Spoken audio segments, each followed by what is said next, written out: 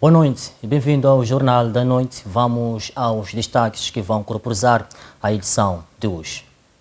A queda de uma laje mata uma pessoa e causa 7 feridos no bairro de Chaimite, na Beira.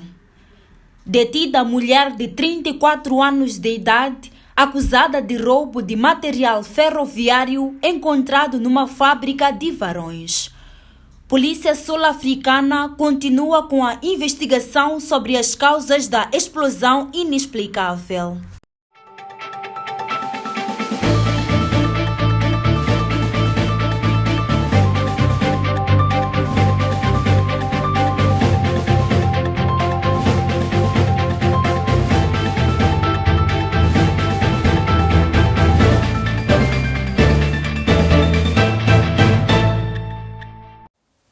Muito bem, esses foram os destaques que vão nortear a edição do Jornal de hoje. Vamos sim à nota que dá conta que o edil de Maputo, Enéas Gomes, faz o balanço de seu mandato que está quase a findar. Foi no âmbito da visita de trabalho ao Distrito Municipal de Cambuguana, realizada na manhã deste sábado, que o presidente do Conselho Municipal, Enéas Gomes, falou das realizações durante o seu mandato que está quase a findar. Outro aspecto é que no município nós não tínhamos bombeiros e na nossa organização chegamos à conclusão de que tínhamos de ter também bombeiros municipais, e porque éramos surpreendidos com situações de incêndios aqui e acolá, principalmente nos mercados, e não tínhamos preparados dentro da nossa Polícia Municipal quadros que estivessem preparados para a prevenção e para poder também agir quando necessário. Também avançamos em termos de ampliação de serviços básicos de saúde, na afetação também do delegado da Polícia Municipal em cada bairro, na promoção de autoemprego através da formação e distribuição de kits para jovens, na distribuição de semente e materiais agrícolas para os camponeses, e saúde efetivamente a qualidade dos produtos orgânicos que vimos aqui quando iniciamos a visita à feira. Na ocasião, Samuel Maulele, um dos residentes no bairro de Jorge Damitrov, mostrou a sua preocupação com relação aos problemas que enfermam a sociedade. Então temos esta preocupação como bairro, como distrito também. A segunda questão, nós aqui no bairro Jorge Dimitrov temos um projeto de construir um posto de saúde e queríamos contar, sobretudo, com o seu apoio. Neste momento está-se a tramitar todos os procedimentos para que o sítio possa estar disponível, embora tenhamos alguns constrangimentos lá, mas pensamos que, contando com o seu apoio, talvez nós possamos agilizar para que este nosso sonho se torne uma realidade, de ter um centro de saúde aqui no bairro Jorge Dimitrov, que vai ajudar não só a população deste bairro, como também os bairros circunvizinhos. Volto à questão do transporte. Nós continuamos com problema de encurtamentos. Continuamos também com maus tratos dos cobradores, motoristas e mojeiros. E temos as famosas entrevistas. O passageiro não é respeitado como tal. Aqueles senhores que fazem o transporte, os ditos semicoletivos, o que mais prestam ao cidadão é um mau serviço. Algumas vezes, quando o cidadão se desloca de uma determinada terminal para a cidade, depara com situações de paragens contínuas a chamar passageiros. A pessoa chega a ficar, chega atrasada, às vezes no local onde vai. São os condutores que param durante 5, alguns até 10 minutos a chamar passageiros. Outros ganhos na vida dos munícipes tem que ver com a construção das vias de acesso e a construção das valas de drenagem. A pavimentação da Rua São Paulo e o melhoramento do sistema de drenagem das ruas transversais a esta no bairro 25 de Junho B. O nosso distrito municipal, num troço que pensamos que essa pavimentação da Rua São Paulo trouxe, de facto, uma melhoria da qualidade de vida dos munícipes. Referimos também à requalificação e a asfaltagem da Rua São Pedro e o revestimento das valas de drenagem nas ruas 13 e 15, no bairro municipal 25 de Junho A. A construção de 3 sanitários públicos no mercados do bairro Maguanina A, 25 de Junho B e Luís Cabral. A construção de um bloco de urgência pediátrica no Centro de Saúde do bairro Zempeto. Nós incluímos como realização do município, mas não foi do orçamento do Conselho Municipal. Enéas Gomes falou também dos impactos da Covid-19 que afetaram as contas do município de Maputo. Muito bem, o governo fala de 100 milhões de meticais para reassentar as vítimas das cheias na cidade de Maputo. As chuvas que caíram no mês de fevereiro passado afetaram mais de 6.400 famílias em quase toda a cidade de Maputo. Face ao estrago causado pelo fenômeno, o governo necessita de 100 mil milhões de meticais para reassentar 700 famílias. Durante a época chuvosa e ciclônica, nós tivemos um total de 6.400 famílias que foram afetadas em toda a nossa cidade, e destas famílias, aproximadamente 700 famílias tiveram preocupação de ter água dentro das suas residências. Deste grupo, parte destas famílias não havia condições para que elas permanecessem nas suas residências. Parte delas foram para a casa de familiares e continuam em casa de familiares neste momento. E há uma parte destas famílias que estão nos centros de acomodação, esses 6 centros de acomodação que permanecem abertos nos distritos de Camavota e de Cambucuana. O Conselho Municipal trabalhou para implementar a última fase de um plano de contingência, que são ações que devem acontecer pós época chuvosa. Então elaborou um plano de reassentamento para estas 700 famílias. Para implementar este plano de reassentamento, trabalhou com a província de Maputo, com os distritos de Matutuíne, Marraquene, Manhissa, Boane, incluindo os respectivos municípios, e conseguiu destes distritos espaço suficiente para fazer o reassentamento destas famílias. Para resolver as preocupações da parte que nós consideramos que é parte administrativa deste processo de criar condições nestes locais, este plano está orçado em aproximadamente 4 milhões de meticais.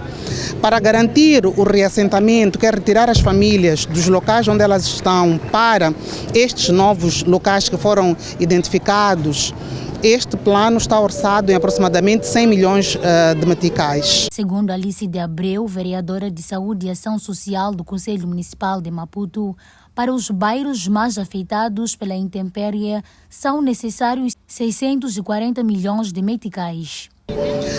Para fazer intervenções a nível dos bairros onde identificamos preocupação com relação à concentração de água e esta água não encontra caminho para o seu destino final, que serão intervenções de emergência. Essas intervenções, que são consideradas intervenções de emergência, estão avaliadas em 640 milhões de meticais. Trabalhamos com o Governo Central, trabalhamos com parceiros e continuamos a trabalhar com o Governo Central. Dos nossos parceiros, através do Banco Mundial, foi disponibilizado 7,5 milhões de dólares para fazer resposta a preocupações de emergência devidamente identificadas no município de Maputo. E está-se no processo de trabalhar para que estas intervenções possam acontecer nestes distritos críticos, que é de Cambuquana, Camavota, Camachaquene e Chamanculo, onde foram identificadas preocupações para a intervenção. O plano do governo de curto, médio e longo prazo será implementado no intervalo de 6 meses ou 2 anos. Retirar as famílias do centro de reassentamento é uma atividade que nós julgamos que há de ser de curto e médio prazo. Curto e médio prazo é algo que nós acreditamos que pode ser de 6 meses até mais ou menos 2 anos. Pode levar, e de 2 anos a 4, 5 anos, que nós consideramos que é de médio prazo, vai-se fazer estas intervenções para resolver as preocupações nestes locais e criar condições para que as famílias possam ter nos locais que possam estar livres da concentração de águas, fazer construção em altura. O Conselho Municipal de Maputo continua a trabalhar com o governo central para garantir o reassentamento das famílias nos bairros afetados pelas cheias, garante a fonte. Muito bem, estamos de volta e olhamos neste momento para o nosso espaço de análise. Em estúdio recebo o Dr. Gil Aníbal para olharmos para a questão dos apoios do FMI e do Banco Mundial. Dr. Gil, muito boa noite e bem-vindo ao Jornal da Noite. Boa noite, obrigado pelo convite. Também cumprimentar a FTV, a redação, e a quem nos vai para de casa. Muito bem, sem mais delongas, doutor, vamos olhar, portanto, o FMI e o Banco, portanto, o Banco Mundial são fontes, ou seja, são as principais fontes de financiamento para os países em via de desenvolvimento, com destaque para Moçambique. A questão que eu lhe coloquei é, os fundos internacionais do FMI e tanto do Banco Mundial constituem uma bênção ou maldição?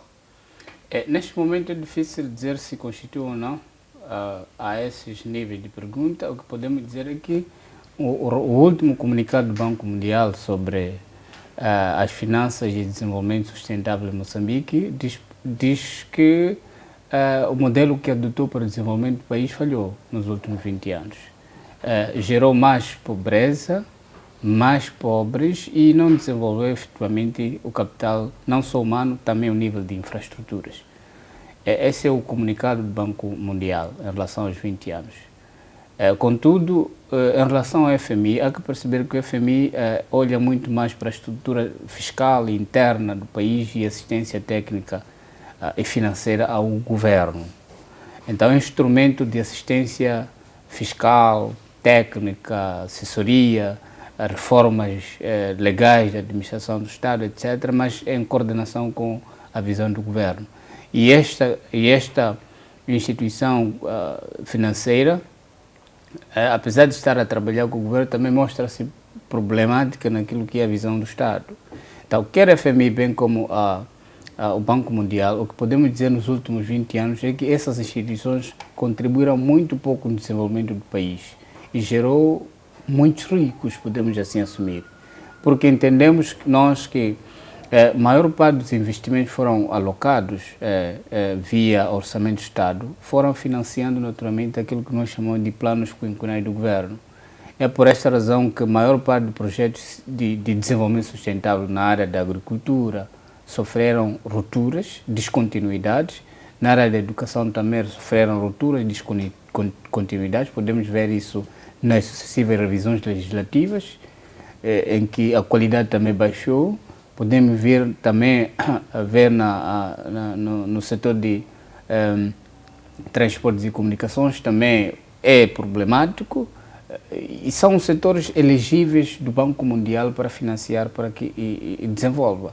Em contrapartida, o que nós podemos dizer hoje nesses setores é que ainda continuam problemáticos. O sistema de transporte também e comunicações é aquele que nós sabemos.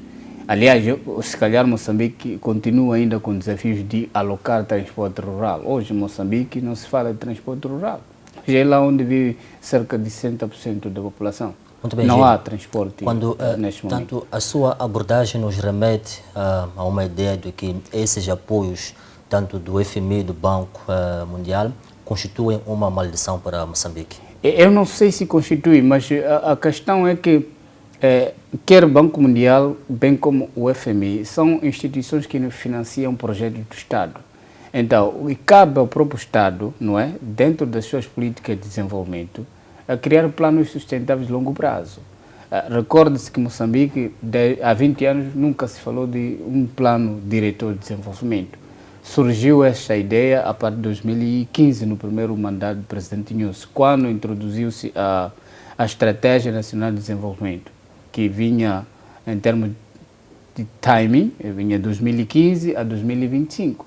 E esta estratégia foi implementada parcialmente por déficit de fundos, como sabe, quando já em 2016 despoleta-se as dívidas ocultas, os parceiros de cooperação com o Banco Mundial, FMI e outros desapareceram do país e cancelaram os apoios programados para o Orçamento do Estado. Daí que esta Estratégia Nacional de Desenvolvimento não foi implementada na íntegra.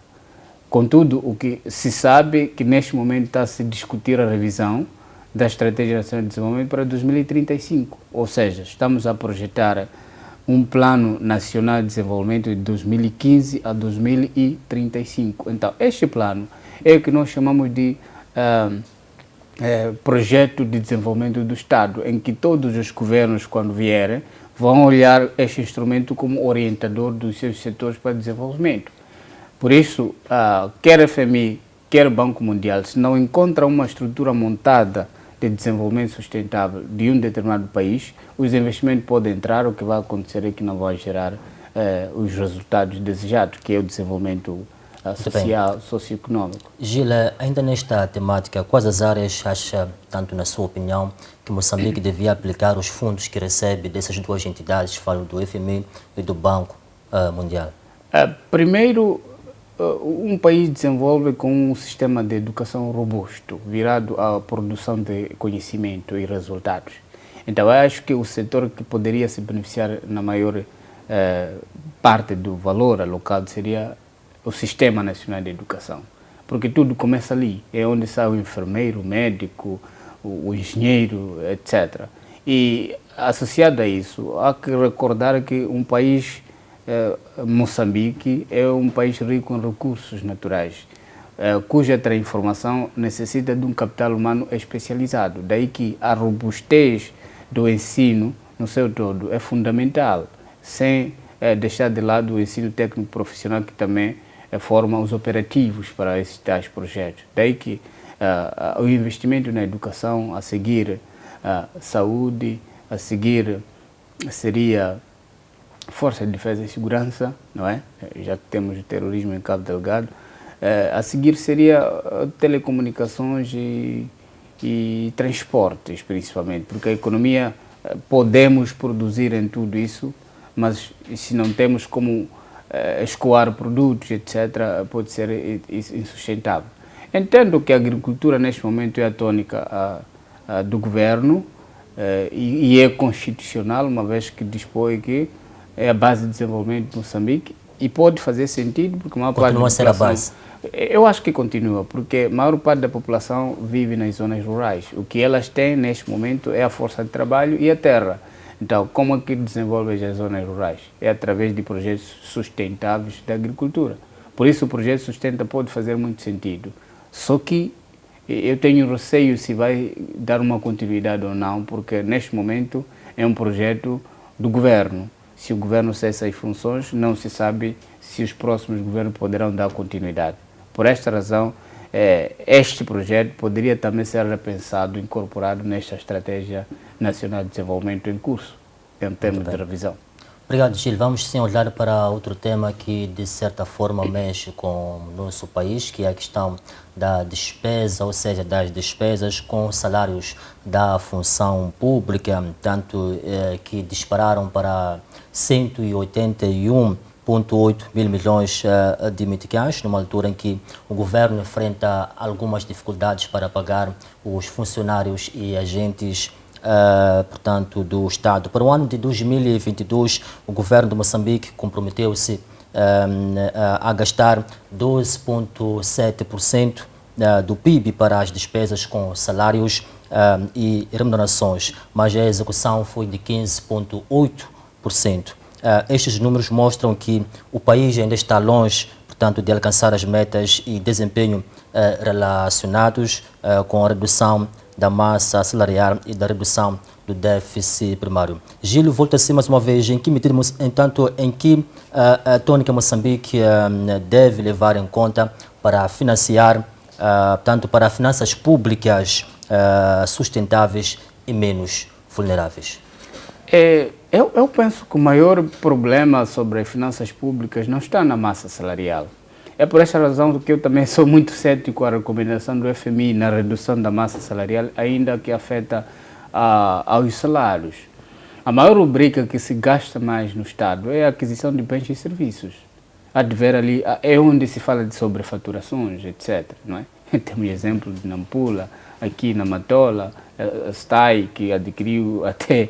Aliás, não adquiriu um concurso para aluguel de viaturas de cerca de 81 milhões de meticais. Então, esta rubrica de aquisição de bens e serviços, em que encontra o seu abrigo legal no decreto que aprova a estratégia e política de contratação desses bens e serviços, em que se impõe ali, por exemplo, a necessidade, em caso de urgência, a dedicação direta, então tem sido mal usada. Estando mal usada é onde se perde muito dinheiro que é público, naturalmente. Então, na sua portanto, ótica, Gil, a questão dos salários não entra em jogo.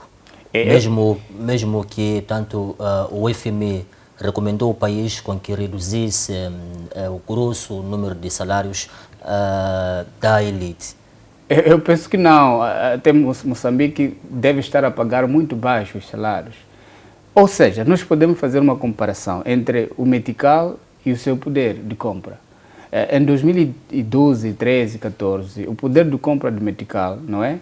Era $1 por 32 meticais. Hoje, precisa de dobrar o esforço do metical para ter $1. Ou seja, $1 já foi depreciado em cerca de... Não, o metical já foi depreciado em cerca de 50%. O que estamos a dizer, dos 181 ponto qualquer coisa, mil milhões de meticais que são gastos em despesas de funcionamento, com pagamento de salários, etc., em 2014, em 2013, vale esse valor 50%. Ou seja, vale 90,5 mil milhões de meticais. Ou seja, o que está a acontecer sobre o metical é que o metical está a se depreciar, não está a conseguir equilibrar a questão de inflação, não está a se posicionar como uma moeda robusta, sustentável a longo prazo. Daí que os números que são avançados aqui, que consomem mais o orçamento do Estado, podem ser valores nominais, mas não reais em termos práticos. Ou seja, o que se paga hoje o salário como 40 mil meticais, o mesmo 40 mil meticais hoje valia 20 mil meticais em 2014. Então acha que o governo devia aumentar os salários, porque considera que são, tanto, não correspondem com aquilo que seria com as expectativas? A questão não necessariamente seja exponencialmente respondível, mas é que os salários, ou seja, a política salarial, tem que estar em consonância com o poder de compra. Naturalmente, a política tem que começar na definição de salários mínimos nacionais. Neste momento, não há salário mínimo nacional. O que encontramos é salário mínimo setorial. A banca agora, salário mínimo, fala de 16 mil meticais. Hoje, a banca paga 16 mil meticais, mas na função pública o salário mínimo foi fixado em 8 mil meticais. Então, a questão que se coloca é qual é o salário mínimo nacional. Não existe. Não existindo, temos que procurar, dentro da nossa política salarial, saber qual é a necessidade para que as famílias, a partir do salário mínimo, consigam ter um poder de compra. Hoje as famílias precisam de 14 a 20 mil meticais para fazer face ao poder de compra. E o salário mínimo não chega lá. Não chegando lá, não se pode dizer que os salários em Moçambique são altos. Não são. Podemos dizer há níveis em que não era necessário pagar os valores que estão sendo pagos, porque fazem parte de um grupo de agentes e funcionários do Estado que tem o próprio Estado dado algumas regalias. Ou seja, os cargos políticos, etc., onde o Estado já provê casa, provê transporte, provê mais outros subsídios. Então, incrementar salários a esses níveis pode não fazer muito sentido. Provavelmente seja esta a imposição que o FMI quis transmitir ao Executivo quando chamou a atenção à necessidade de redução da massa salarial. Porque não faria sentido ir reduzir 8 mil meticais de um funcionário de Estado que precisa de 20 mil meticais para a sua sobrevivência face ao poder de compra. Então, não faz muito sentido, naturalmente. Estamos mesmo a correr contra o tempo. Quais as áreas, na sua opinião, o governo devia mexer para reduzir as despesas públicas, ou seja, a despesa pública? Primeiro é revisão e contínua reforma institucional. Por exemplo, agora estamos a falar do pacote de descentralização, em que duplica o esforço orçamental. Hoje temos Secretaria de Estado com as mesmas direções e no Conselho Executivo Provincial, que é o governo provincial, tem as mesmas direções. Então, a duplicação do esforço orçamental, eu penso que um deles tem que desaparecer no sistema de governação. O outro aspecto mais importante é cortar, naturalmente, nas despesas de aquisição de bens e serviços, que o Estado, neste momento, não consegue harmonizar em termos de custo. Quanto é que o Estado gasta para a aquisição de bens e serviços? E qual é o mecanismo de controle para evitar a sobrefaturação? É ali onde tem que se cortar e não necessariamente mexer em salários. Muito bem, Gil. Obrigado pela sua presença neste espaço de análise. Vamos sim olhar para as notas que marcam a atualidade nacional. Estivemos aqui a olhar para aquilo que são os temas em destaque que marcam, de certa forma, a atualidade nacional. Saiba que, portanto, que o Ministério da Educação vai realizar nos dias 24 e 26 a Conferência Nacional sobre a Educação de Qualidade no país.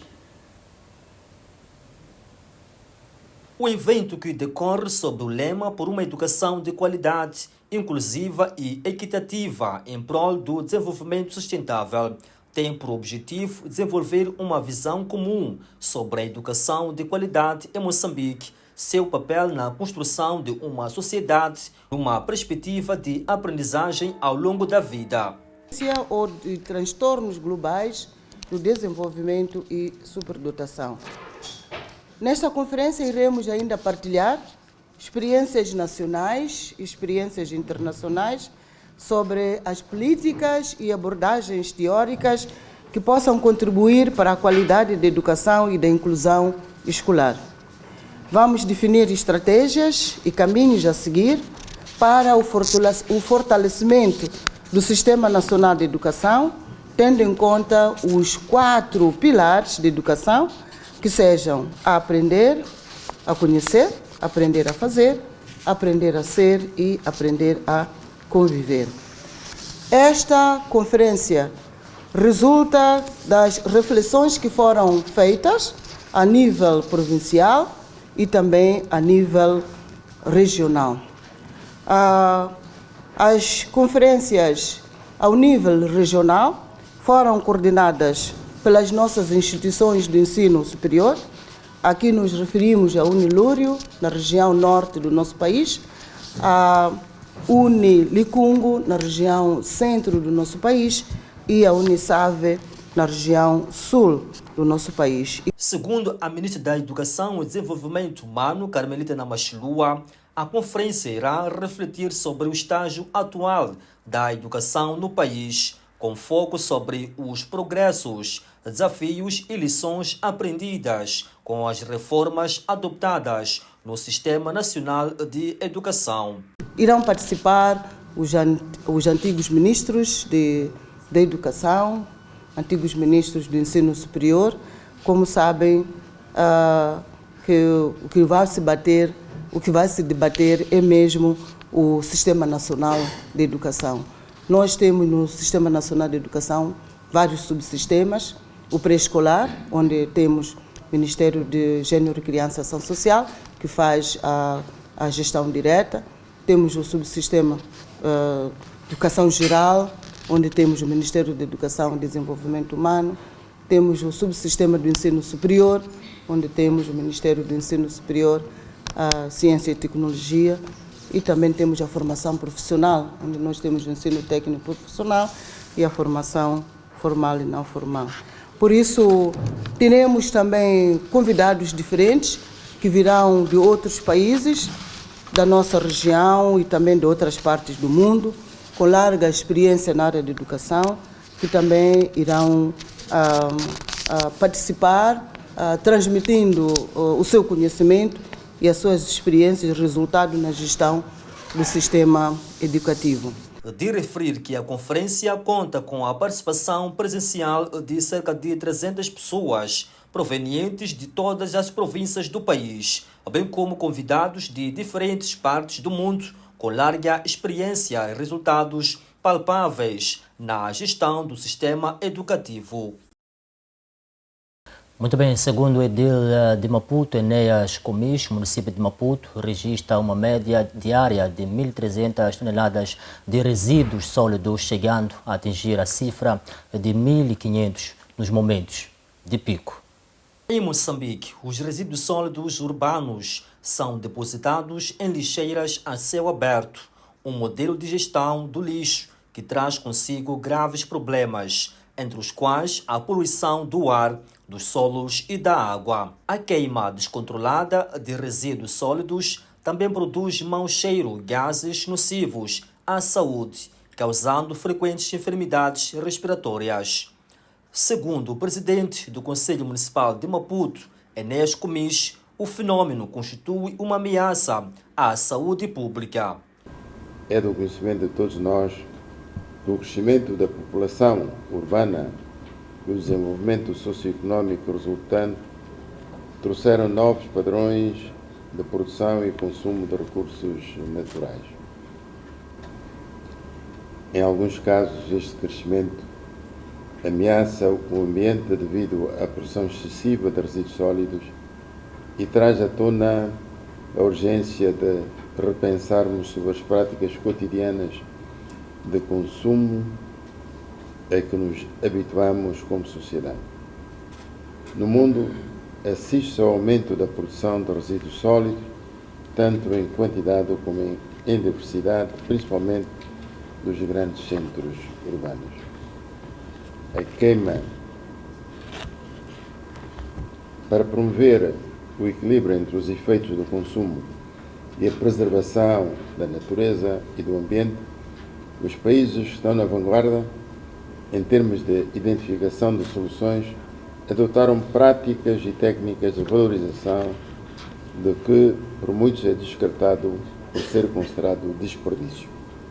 Em Moçambique, Comis reconhece ainda os impactos ambientais que resultam da má gestão desses resíduos, causando frequentes enfermidades respiratórias. No nosso município, tem-se registrado uma média diária de 1.300 toneladas de resíduos sólidos, chegando a atingir a cifra de 1.500 toneladas nos momentos de pico. Do conjunto de resíduos produzidos, 1.200 toneladas são depositadas diariamente na lixeira a céu aberto do bairro do Leme, cuja capacidade foi de longe excedida. Meus senhores e meus senhores, os impactos ambientais e sociais decorrentes da localização desta lixeira fizeram sentir em fevereiro de 2018, quando das chuvas intensas causaram o desmoronamento de montanhas de resíduos, provocando perdas humanas, de bens e de infraestruturas e deixando um manto de dor e frustração. Nos meses que se seguiram ao Ocidente, num ato marcante de solidariedade, o governo do Japão aprovou a concessão de apoio técnico e material para a implementação de medidas de operação segura e sustentável de deposição de resíduos sólidos, com base no modelo de aterros simplificados desenvolvido naquele país, conhecido por método Fukuoka. A informação foi avançada esta sexta-feira pelo Edil de Maputo, no âmbito do projeto de desenvolvimento de capacidades para a materialização da gestão integrada de resíduos sólidos urbanos na região do Grande Maputo. Vamos à província de Inhambane, onde alunos da escola secundária Chambone na Machixe clamam pelo melhoramento dos sanitários que estão em condições deploráveis, situação que atenta à saúde pública. Estas são as condições atuais dos sanitários públicos da escola secundária de Chambone, na cidade da Machixe. Cheiro nauseabundo, urina por toda parte e no interior do mesmo verifica-se uma autêntica imundície e os alunos daquele estabelecimento de ensino falam de um atentado à saúde e pedem a pronta intervenção à direção da escola. Só de você olhar daqui, você consegue ver xixi, daí tipo a urina, né? Consegues ver que não dá para ir, irmão. Isso é desagradável, sim. Então o que gostariam? Nós gostaríamos que abrisse aquelas casas de banhos daí e abrisse as torneiras, porque nem aquela também, acho que agora começou a sair água agora, já também nas bombas lá, queremos que não saia água lá também. Fazem necessidades maiores, não põem água, aí nas casas de banho não tem água. Essas casas de banho desde 2019 ainda não abriram. Nós estamos a morrer de sede, mesmo na bomba não abre, torneiras não abrem. É uma boa prática de higiene pessoal. Os alunos, depois de usarem as casas de banho, deveriam se fazer a um fontenário para a lavagem das mãos. Mas na escola secundária de Chambone, esta prática não funciona. Tudo devido à falta de água. Então, depois de sair da sala de aulas, por exemplo, pede para fazer necessidades, é menor ou maior. Sai dali da casa de banho, não lava as mãos, entra... Não lavamos, sim. Entra na sala, volta na sala de aula sem lavar as mãos. Sim, é atentado à saúde. Sim, exatamente. Podemos morrer, podemos ficar doentes de malária, cólera. Podemos encontrar cólera, malária, outras doenças. Vocês correm vários riscos. Sim, de ter doenças contaminosas, de muita cólera, sim, etc. Nós gostaríamos que abrissem essa casa de banho nova. De lembrar que a escola beneficiou-se de um sanitário público no âmbito da prevenção da Covid-19, mas desde a sua construção até esta parte ainda não foi aberto. E o diretor justifica. Não é vontade da direção da escola ter recebido sanitários públicos, não é? E não usá-los. O que está a acontecer são questões meramente que estão acima da direção da escola. Como direção da escola recebemos sanitários de forma provisória. De lá para cá nunca funcionaram porque não jorra água do FIPAG. Então para que serve aquele sanitário? Bom, os sanitários é para a instituição. O que está acontecendo não estão sendo usados porque cada rede pública do FIPAG, a água não chora, apenas isso. E nós, como direção da escola, não podemos atrever em abrir sanitários para o uso dos alunos sem água. Bom, neste momento o problema está ao nível provincial, não é? Já vieram aqui algumas brigadas de supervisão para virem ver o trabalho, como está sendo feito. E aguardamos, tanto é que o empreiteiro tem algumas situações que foram detectadas ao longo da supervisão para a entrega da obra e que ele ficou por corrigir e ainda não fez. Enquanto o problema não é solucionado, os petizes continuarão a usar esta casa de banho, cujas condições não são das melhores e vão perigando a vida dos mesmos.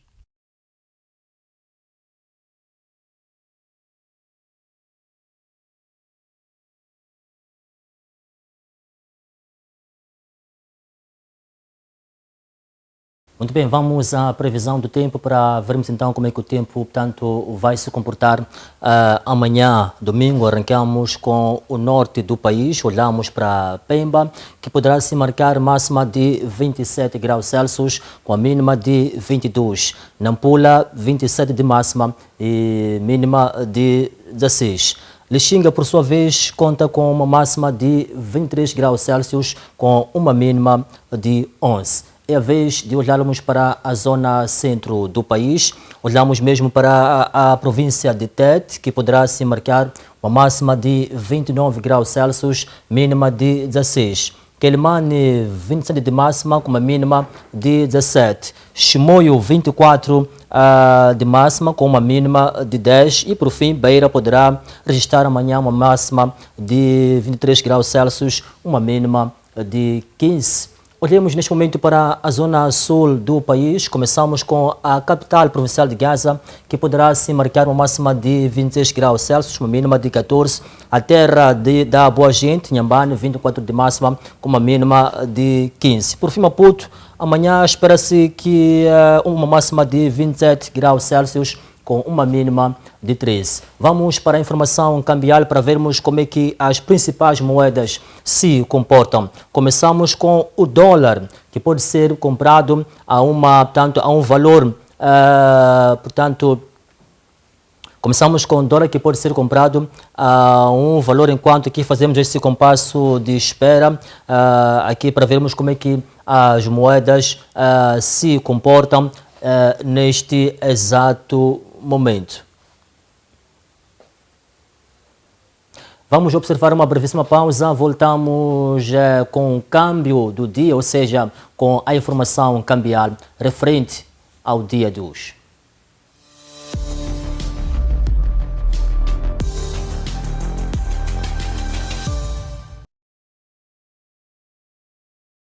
FTV Concertos é um programa que homenageia os fazedores da cultura moçambicana, lembra os artistas e os hits que marcaram os moçambicanos, como Jeremias Mbenha,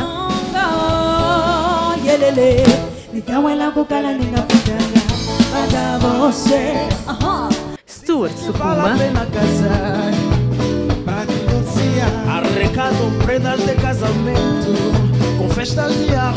Fernando Chiuri,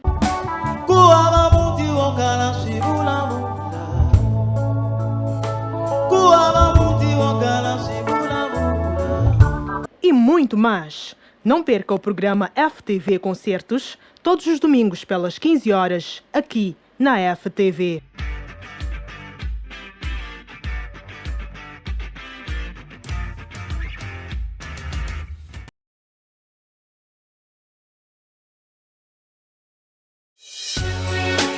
Caro telespectador, és nosso convidado no programa FTV Debate.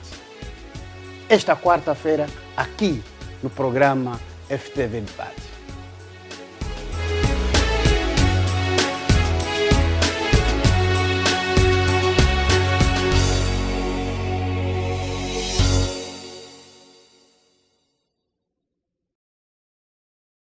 Olá, eu sou Valinho Zefanias. Essa é a FTV, o seu canal de eleição.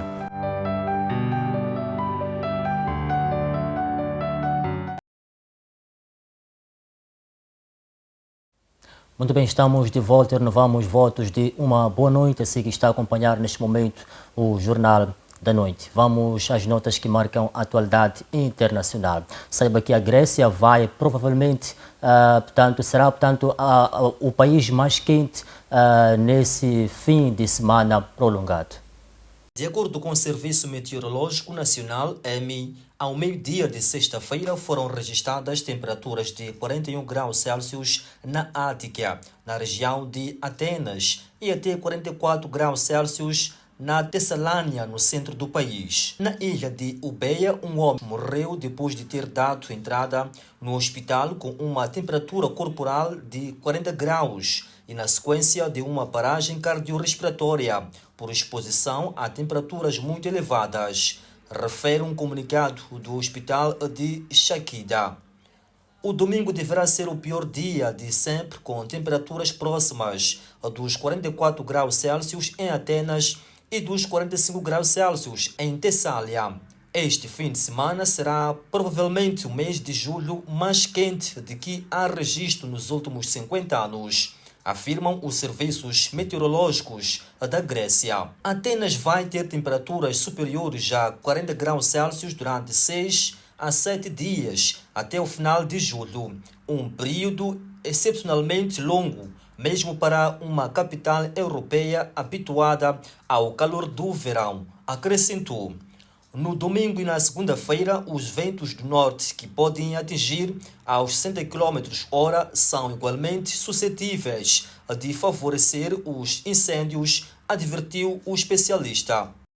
Muito bem, a nota que acompanhamos dava conta que a Grécia vai ter o mais quente fim de semana dos últimos 50 anos, no mês de julho. Ainda fora de portas, saiba que, portanto, o presidente ucraniano procura apoio para restabelecer o corredor de segurança no Mar Negro. Foi o tema central numa conversa telefônica com o homólogo turco Erdogan, que esteve envolvido no acordo com a Rússia, tanto que rasgou na última semana o acordo de cereais. O presidente ucraniano alerta para a crise alimentar iminente e as Nações Unidas subscrevem a preocupação. O Conselho de Segurança da ONU junta-se a Zelensky na preocupação sobre uma crise alimentar mundial. É o fim do acordo que permitia um corredor de segurança para retirar cereais da Ucrânia. Multiplicaram-se nos últimos dias os ataques nas cidades portuárias ucranianas. A nova vaga de ataques aos portos ucranianos corre o risco de ter impactos de grande alcance na segurança alimentar global, em particular nos países em desenvolvimento, considerou Rosemary DiCarlo, subsecretária da ONU para Assuntos Políticos e de Manutenção de Paz. Para Martin Griffiths, subsecretário das Nações Unidas para Assuntos Humanitários, a confirmação na segunda-feira de que a Federação Russa se vai retirar da iniciativa para o Mar Negro foi extremamente decepcionante para todos. O vice-ministro russo dos Negócios Estrangeiros veio a público defender decisão de retirada do acordo sobre cereais. Diz que o corredor de segurança do Mar Negro foi utilizado pela Ucrânia para organizar ataques terroristas. A ponte da Crimeia e a base russa de Sebastopol. Vamos ao desporto. Saiba que o Clube Têxtil de Pungue recebeu equipamento diverso de uma empresa privada para a prática de futebol sénior masculino. A entrega de equipamentos ao Clube Desportivo Têxtil de Pungue foi da iniciativa no âmbito do apoio à prática do desporto na província de Sofala pela empresa Simba. Procedemos a entrega dos equipamentos ao Têxtil do Pungue para cumprir com aquilo que é a nossa responsabilidade social como empresa e também a promover os nossos produtos. O Têxtil do Pungue é uma empresa conhecida a nível do país, então onde sempre nós vemos oportunidade temos mesmo que agarrar, então foi mesmo isso que nós fizemos. But for me, I really love football and love football games. So I want from today I will be a totally Pungue best fans. Durante a entrega, a gestora do Simba afirmou que o apoio no desporto será sempre abraçado por entidade. Não é o único apoio, porque nós somos uma empresa e estamos sempre não só procurando agradar os nossos clientes, mas também a crescer no mercado. E vamos apoiar muito mais, estamos abertos a apoios a outras equipas também. Para Manuel Maite, vice-presidente do Têxtil de Pungue, apoio de cerca de 200 pares de equipamentos a igual número de caneleiras e meias é um marco histórico para a formação. Significa um passo muito grande. Nós realmente não contávamos que realmente íamos receber esse material todo. Quando nós fomos pedir, sempre quando você pede, pensa que as coisas não vão cair certo. Mas felizmente para este caso caiu certo e um marco histórico. Não é um marco histórico, não estava fora das minhas capacidades de pensar que um dia podíamos ter 200 pares de equipamento, 100 branco e 100 verde. Nós temos que trabalhar, neste momento temos que trabalhar afincadamente para podermos cumprir com aquilo que nós prometemos aos nossos patrocinadores. Nós prometemos levar a equipa para mais além, então temos que cumprir, porque eles estão a fazer parte deles, estão a nos oferecer material, então nós temos que também responder cabalmente para podermos ir ao encontro daquilo que são os seus anseios. Todavia, o gestor do Clube Têxtil de Pungue diz que com este apoio garante dar o máximo para a apuração do Moçambola 2024. As imagens são de Lino Pedro, Mendes Mundai, FTV, província de Sofala. Muito bem, era tudo que tínhamos para lhe contar na edição do Jornal dos Gratos pela atenção dispensada. Em nome da equipa que tornou possível a transmissão do Jornal de hoje, muito obrigado. Tenha votos de uma boa noite e bom descanso. Até lá.